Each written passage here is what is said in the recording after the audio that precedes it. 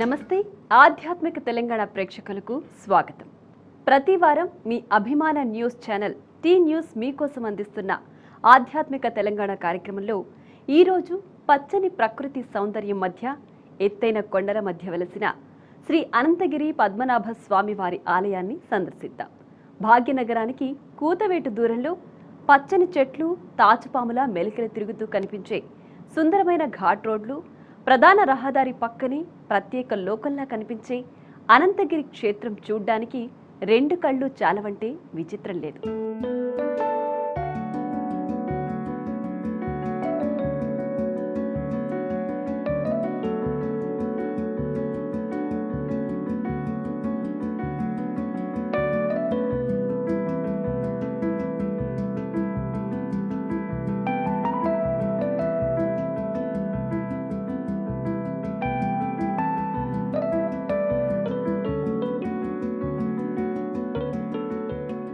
తెలంగాణ రాష్ట్రంలో వందల కొద్దీ ప్రాచీన దేవాలయాలు కొలువై ఉన్నాయి.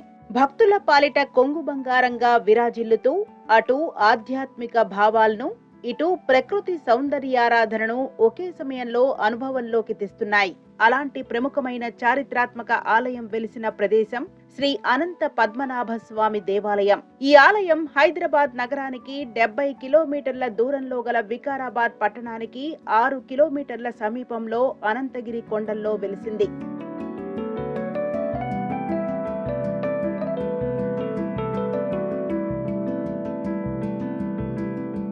ఈ ఆలయ చరిత్రను పరిశీలిస్తే స్కంద పురాణం ప్రకారం దీనిని ద్వాపర యుగంలో మార్కండేయ మహర్షి నిర్మించాడని ప్రతీతి. అంటే ఈ ఆలయానికి యుగాల చరిత్ర ఉన్నదని అర్థమవుతుంది. అనగా కలియుగానికి పూర్వమే అనంత పద్మనాభ స్వామి ఆలయం ఉన్నదని గ్రహించాలి. ఈ ప్రాంతంలోని కొండలు, గుట్టలు, లోయలు, అంబరాన్నంటే మహావృక్షాలు, పశుపక్షాదులు, ప్రశాంతమైన వాతావరణానికి ఆకర్షితుడైన మార్కండేయ మహర్షి అనంతగిరి కొండలలో యోగ సాధన చేయుటకు సంకల్పిస్తాడు. ప్రతిరోజు మార్కండేయ మహర్షి తన దివ్య యోగ శక్తితో అనంతగిరి నుండి కాశీ క్షేత్రానికి వెళ్లి పవిత్రమైన గంగా నదిలో పవిత్ర స్నానమాచరించేవాడు. ఒకరోజు ఉదయం ప్రాతకాలంలో ద్వాదశి ప్రవేశించుట వలన ఆయన కాశీకి వెళ్లలేకపోతాడు. కాశీ విశ్వేశ్వరుడు తన భక్తుడికి సంభవించిన అసౌకర్యాన్ని తెలుసుకున్నవాడై ఆయన స్వప్నంలో దర్శనమిచ్చి ఆయనకు గంగా జలాన్ని స్నానమాచరించుటకు ఏర్పాట్లు చేస్తాడు. ఇక్కడ స్వామివారు అనంత పద్మనాభ స్వామి స్వయంభుగా వెలిసినటువంటి క్షేత్రం ఇది. ఇక్కడ ఈ క్షేత్రంలోన, అనంతగిరి క్షేత్రంలోన భక్త మార్కాండేయ మహర్షి 14,000 సంవత్సరాలు విష్ణుమూర్తి కొరకు తపస్సు చేస్తే స్వామివారు విష్ణుమూర్తి కృష్ణావతారంలో దర్శనమిచ్చి ఆ మార్కాండేయ మహామునికి అడుగుతారు, నీకేం వరం కావాలి, ఎందుకు తపస్సు చేస్తున్నావనంటే ఆ మార్కాండేయ మహాముని అడుగుతారు, ఇక్కడ అనంత పద్మనాభుడిగా సాలగ్రామ రూపంలో ఉండాలి అని చెప్పేసి. కాబట్టి భగవంతుడు ఇక్కడ అనంత పద్మనాభుడిగా ఉన్నాడండి. ఇక్కడ మామూలుగా శయన రూపంలో లేకుండా స్వామివారు విశేషముగా సాలగ్రామ రూపంలో ఉన్నారు స్వామి. ఇక్కడ భక్తాదులు ఎవరైతే వచ్చి ఈ స్వామివారి దర్శనం చేసుకుంటారో వాళ్ళందరికీ కూడాను సంసారంలో ఉన్నటువంటి అనంతమైనటువంటి దుఃఖాలు ఏవైనా ఉంటాయో అవన్నీ కూడా ఆ స్వామివారు పరిహారం చేస్తారు అనేటువంటి విషయాన్ని ఇక్కడ చెప్పడం జరిగింది. ఇక్కడ వినిపించే మరొక పురాణ గాథ ఏమిటంటే, ముచికుందుడు అనే రాజర్షి దేవదానవులు మధ్యన సంభవించే యుద్ధాలలో దేవతల పక్షాన నిలబడి పోరాడేవారు. ఒకసారి అనేక సంవత్సరాల పాటు రాక్షసులతో యుద్ధం చేసి దేవతలకు విజయాన్ని ప్రసాదించగా దేవతలు సంతోషించి ఏదైనా వరం కోరుకోమని ముచుకుందుని అనుగ్రహిస్తారు.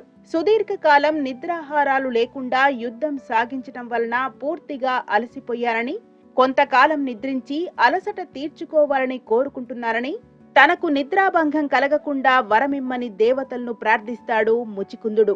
అంత దేవతలు ముల్లోకములయందు వెతికి చూడగా అనంతగిరి కొండల్లో ప్రశాంత వాతావరణం ఉన్నదని గ్రహించి ఆ కొండలలోని గుహలో విశ్రాంతి తీసుకోవాలని, ముచికుందుడికి ఎవరైనా నిద్రాభంగం కలిగిస్తే ఆయన కంటి చూపు నుంచి వెలువడే జ్వాలలకు ఆహుతి అవుతారని వరమిస్తారు. అప్పుడు ముచికుందుడు అనంతగిరిలో విశ్రాంతి తీసుకొనుటకు వచ్చి పూర్తి నిద్రలోనికి వెళ్తాడు.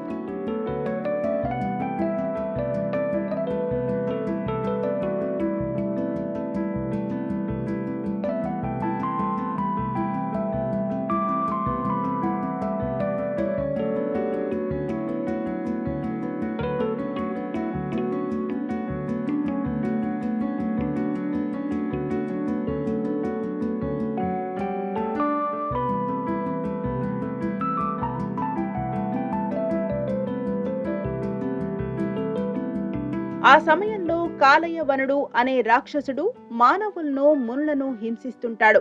అతను ఎవరి చేత మరణం లేకుండా వరాన్ని పొందుతాడు. అతన్ని చంపడం ఒక ముచికుంద మహర్షికి మాత్రమే సాధ్యమవుతుందని దివ్య దృష్టి ద్వారా తెలుసుకున్న శ్రీకృష్ణుడు కాలయవనుడు యుద్ధానికి రాగానే భయపడి పారిపోతున్నట్లు నటిస్తూ అనంతగిరి ప్రాంతానికి తీసుకుని వస్తాడు.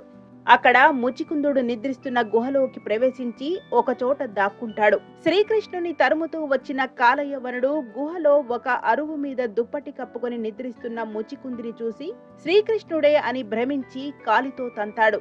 దానితో నిద్రాభంగం అయిన ముచికుందుడు ఆగ్రహంతో లేచి కాలయవనుణ్ణి చూస్తాడు. ఆయన చూపుల నుండి వెలువడిన అగ్నికీలలు సోకి ముచికుందుడు భస్మమైపోతాడు. అప్పుడు శ్రీకృష్ణుడు ముచికుందునకు అనంత పద్మనాభ స్వామి రూపంలో దర్శనమిస్తాడు. కృష్ణుడు ముచికుందునికి శాశ్వత స్థానం ప్రపంచంలో కల్పించుటకు ఒక నది రూపం అనుగ్రహిస్తాడు. అదే నది ప్రస్తుతం మూసీ నదిగా పిలువబడుతుందని ప్రజల నమ్మకం. ప్రతి ఏటా నేను వస్తూ ఉంటాను ఇక్కడికి. చాలా అద్భుతంగా దేవుడు మనకు ఆశీర్వాదం ఇస్తాడు. ఇక్కడ చాలా పవిత్రంగా ఉంటుంది.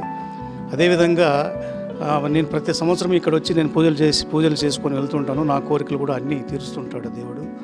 అదేవిధంగా మనకు మన మనసు ప్రశాంతంగా ఉంటుంది.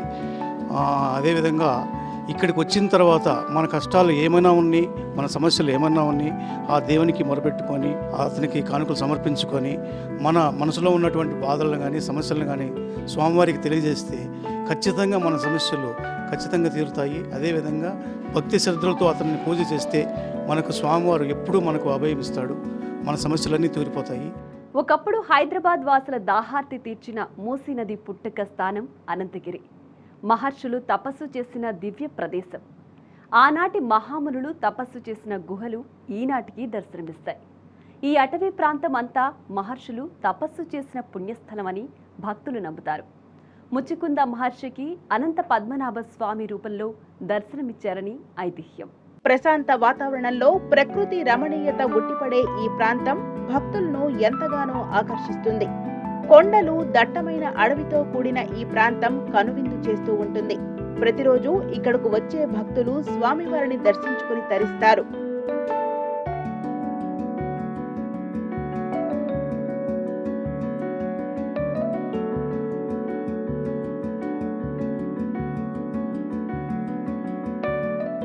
అనంత పద్మనాభ స్వామి దేవాలయం క్రీస్తు శకం 1300 సంవత్సరంలో నిర్మించి ఉండవచ్చని ఇక్కడి ఆధారాలను బట్టి చెబుతారు.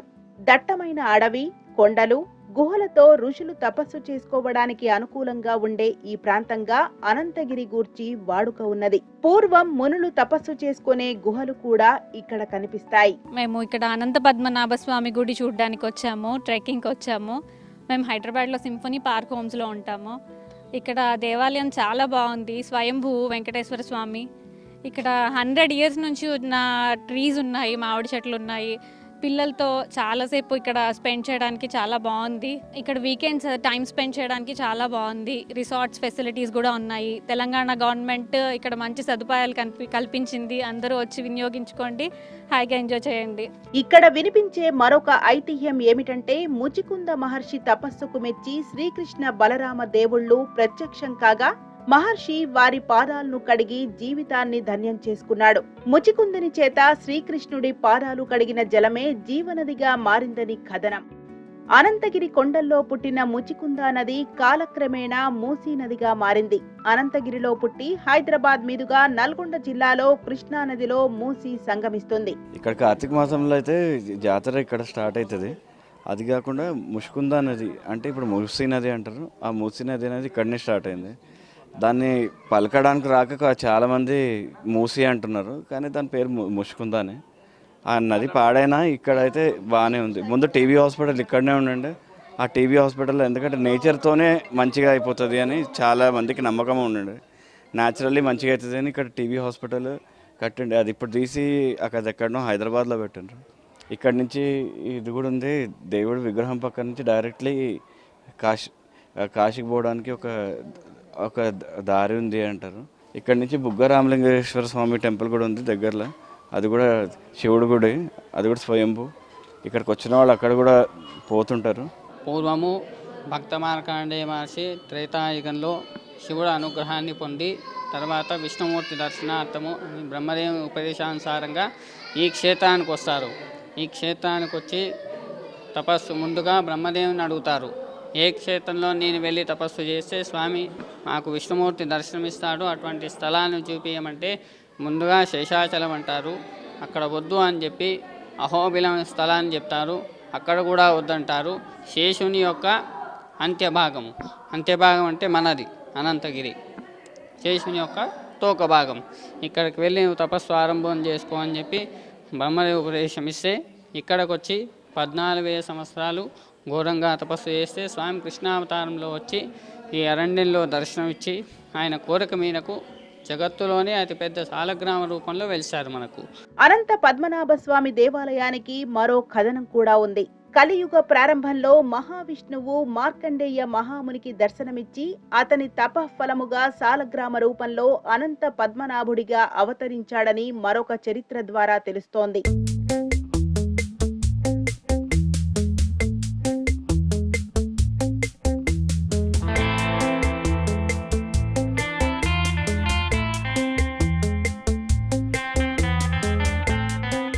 దేవాలయం పక్కనే ఉన్న భగీరథ గుండంలో స్నానం చేస్తే పాపాలు హరిస్తాయని భక్తుల నమ్మకం.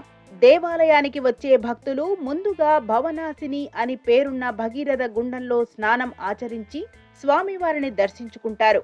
ఈ భగీరథ గుండంలో స్నానం ఆచరిస్తే సకల పాపాలు హరించబడి కోర్కెలు తీరడమే కాకుండా సంతానం లేని వారికి సంతాన ప్రాప్తి కలుగుతుందని ప్రజల నమ్మకం. ప్రతి సంవత్సరం 2 సార్లు ఇక్కడ జాతరను నిర్వహిస్తారు. ఈ కార్యక్రమంలో జిల్లా ప్రజలే కాకుండా ఇతర రాష్ట్రాల వారు పెద్ద ఎత్తున పాల్గొంటారు. అనంతదేవేశ అనంతఫలదాయక అనంత దుఃఖనాశాయ అనంతాయ నమో నమః. అతి ప్రాచీనమైనటువంటి అనంతగిరి క్షేత్రం. అనంతగిరి క్షేత్రం లోపల స్వామివారు అనంతుడు అనేటువంటి పేరుతో ప్రఖ్యాతి చెంది భక్తాదులందరి దుఃఖాలను పరిహారం చేస్తున్నారు కనుక అనంత దుఃఖ నాశాయ, అనంతమైనటువంటి దుఃఖం సంసారంలో ఉంటుంది. అట్టి దుఃఖాన్ని పరిహారం చేసి అనంతుడు అనేటువంటి పేరుతో స్వామి ఇక్కడ ప్రఖ్యాతి చెందినటువంటి విషయం. ఇక్కడ స్వామి మార్కాండేయుల వారి యొక్క తపో మేరకు భగవంతుడు కృష్ణావతారంలో ఆ మహర్షికి దర్శనమిచ్చి వారికి అనంత పద్మనాభుడిగా సాలగ్రామ శిలారూపి అయి కూర్చున్నట్టుగా పురాణ ఆధారం అండి. ఇక్కడ కార్తీక పౌర్ణిమ మరియు ఆషాఢ పౌర్ణిమ స్వామివారి ఉత్సవం విశేషంగా జరుగుతుంది. కరోనా సమయం లోపల ఇక్కడ కొద్దిగా భక్తాదులు తక్కువైనా ఇప్పుడు మళ్ళీ అందరూ కూడా స్వామిని దర్శించి వారి అనుగ్రహాన్ని పొందుతున్నారు. ఇక్కడకు సమీపంలోనే అనంతగిరి లోయలు ఉన్నాయి. పర్యాటకులు ఈ లోయల దగ్గరకు చేరి విశాలమైన పచ్చని తివాచీ పరిచినట్లున్న భూమాతను చూస్తూ పరవశించిపోతారు. వందల మంది యువతీ యువకులు ఈ కొండల మధ్య ట్రెక్కింగ్ చేస్తూ కనిపిస్తారు. ఆహ్లాదకరమైన ఈ ప్రాంతంలో క్షయ వ్యాధిగ్రస్తుల సేవ కోసం ఒక శానిటేరియం కూడా ఉంది. జనసంచారం తక్కువ కావడంతో ఇక్కడ పర్యాటకులు కూడా ఎక్కువగా కనిపిస్తారు. ఇక్కడ ప్రతిరోజు స్వామివారికి వివిధ రూపాల్లో కైంకర్యాలు జరుగుతుంటాయి. రథోత్సవం, గరుడోత్సవం, కళ్యాణోత్సవం, శేషవాహనోత్సవం, నిత్య పూజలు, అభిషేకాలు జరుగుతాయి. భక్తులు విశేష సంఖ్యలో ఈ ఉత్సవాల్లో పాల్గొంటారు. కార్తీక పౌర్ణమికి రథోత్సవంతో పాటు 11 రోజుల పాటు జాతరను నిర్వహిస్తారు. ఆషాఢ మాసంలో 5 రోజుల పాటు ఉత్సవాలు జరుపుతారు. ఈ ఉత్సవాలకు జిల్లాకు చెందిన ప్రజలే కాకుండా పరిసర జిల్లాల నుంచి కూడా భక్తులు విశేషంగా తరలివస్తారు. మేము చిన్నప్పటి నుంచి కూడా ఇక్కడ రావడం మాకు అలవాటే. చాలా వరకు వస్తుంటాము. కొందరు ఏమంటే మొక్కులు తీర్చుకోవడానికి వస్తుంటారు. కోరిన కోరికలు కూడా తీరుతాయి అని చెప్పి నమ్మకం చాలామందికి ఉంది ఇక్కడి వారికి. ఇక్కడి వాళ్ళే కాక మహారాష్ట్ర, కర్ణాటక వాళ్ళు కూడా వస్తూ ఉంటారు. ముఖ్యంగా బ్రహ్మోత్సవాలప్పుడు చాలా బాగా ఉంటుంది. మిగతా టైంలో ఇప్పుడు చాలా ప్రసిద్ధిగాంచింది కాబట్టి శనివారం ఆదివారం విద్యార్థులు వాళ్ళు రావడం చాలా ఎక్కువైంది. దర్శనీయ స్థలంగా మారిపోయింది. యాక్చువల్గా ఇక్కడ నుంచి బుగ్గరామేశ్వరం ఒక 5 కిలోమీటర్లు ఉంటుంది. అక్కడ ఏమంటే అక్కడ ఒక కోనేరు ఉంది. ఆ కోనేరులో ఎప్పుడు సంవత్సరాంతం నీళ్లు ఆవు ముఖం నుంచి పడుతూనే ఉంటాయన్నమాట. ఎక్కడ క్షామం వచ్చినా కానీ ఇక్కడ మాత్రం క్షామం రాదు. ఆ నీళ్లు పారుతూనే ఉంటాయి, ఎల్లకాలం పారుతూనే ఉంటాయి.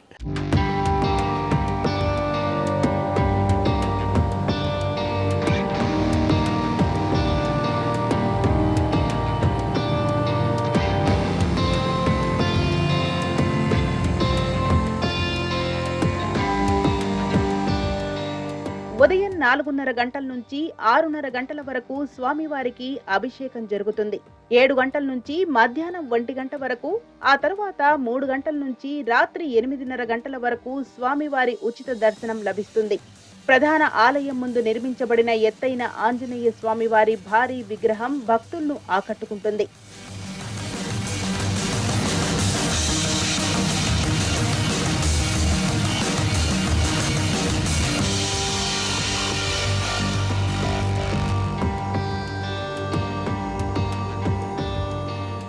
ప్రకృతి సౌందర్యం అలరారే ఈ ప్రాంతంలో తరచుగా సినిమా షూటింగ్లు కూడా జరుగుతుంటాయి. ఆలయానికి సమీపంలోనే లోయలు కనువిందు చేస్తాయి. ప్రకృతి ప్రేమికులు వేలాదిగా ఈ ప్రాంతానికి వస్తుంటారు. కొండల మీద ట్రెక్కింగ్ చేయటం మధురానుభూతిని మిగుల్చుతుంది. ప్రతి ఏకాదశి, ద్వాదశికి మేము దర్శనానికి వచ్చేవాళ్ళము. తర్వాత ఆషాఢ ఏకాదశి నుండి కార్తీక మాసం వరకు కొంచెం ఇక్కడ ఈ పూజలు, వ్రతాలు అవి బాగా జరుగుతుంటాయి. శ్రావణ మాసం తర్వాత అనంత పద్మనాభ వ్రతం వస్తుంది. ఆ అనంత పద్మ వ్రతంలో అందరూ ఈ కులము ఆ కులము అనేది ఏమీ ఉండదు. అందరూ కలిసి స్వామివారి వ్రతం చేసుకుంటారు. అది చాలా బాగా జరుగుతుంది. అందులో మేము కూడా పాల్గొంటాము. అనంత వ్రతము, అనంత కోటి ధనములిచ్చే దేవుడు అని చెప్పేసి అందరూ కొలుస్తుంటారు. ప్రతి సంవత్సరం మేము ఇక్కడ వస్తూ ఉంటాము దైవ దర్శనానికని. ఈరోజు మా ఇంటి తరపు నుంచి కళ్యాణం చేయించడానికి వచ్చాము ఇక్కడికి. ఇక్కడ అన్ని విధాలుగా మాకు సహకారం లభించింది. కళ్యాణం కూడా చాలా బాగా జరిగింది. ఇక్కడ ఎక్కడెక్కడి నుంచో మొత్తం దేశవ్యాప్తంగా ప్రజలు అందరూ వస్తూ ఉంటారు దర్శనానికి. ఇక్కడ అన్ని ఏర్పాట్లు కూడా ఎప్పటికప్పుడు అప్డేట్గా ఉంటాయి.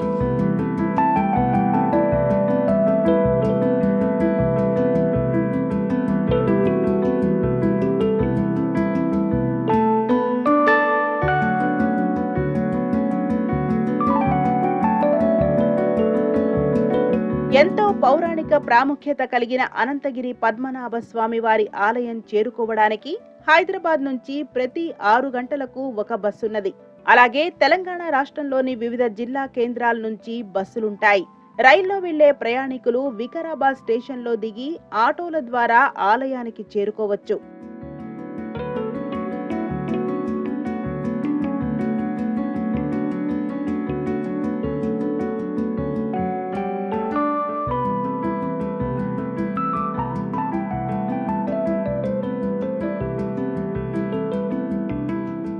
భక్తుల సౌకర్యార్థం తెలంగాణ రాష్ట్ర పర్యాటక శాఖ హరిత అనంతగిరి వ్యాలీ రిసార్ట్స్ ను నిర్మించింది.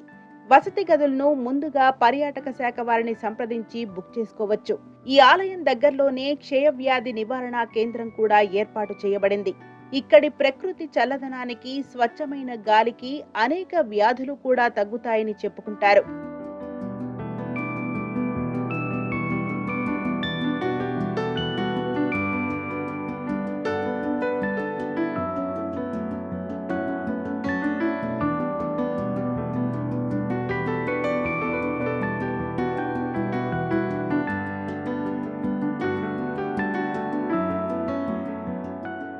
చూసారుగా అనంతగిరి సోయగాలు, ఎత్తైన చెట్లు, అంబరాన్ని అంటుకునే పర్వత శ్రేణులు, సుందరమైన లోయలు, విహార కేంద్రాలు విరివిగా తెలంగాణ ఊటీగా పేరు తెచ్చుకున్న అనంతగిరి పద్మనాభ స్వామి ఆలయ సందర్శనతో పుణ్యం, పురుషార్థం రెండూ దక్కుతాయని పర్యాటకులు విశ్వసిస్తారు.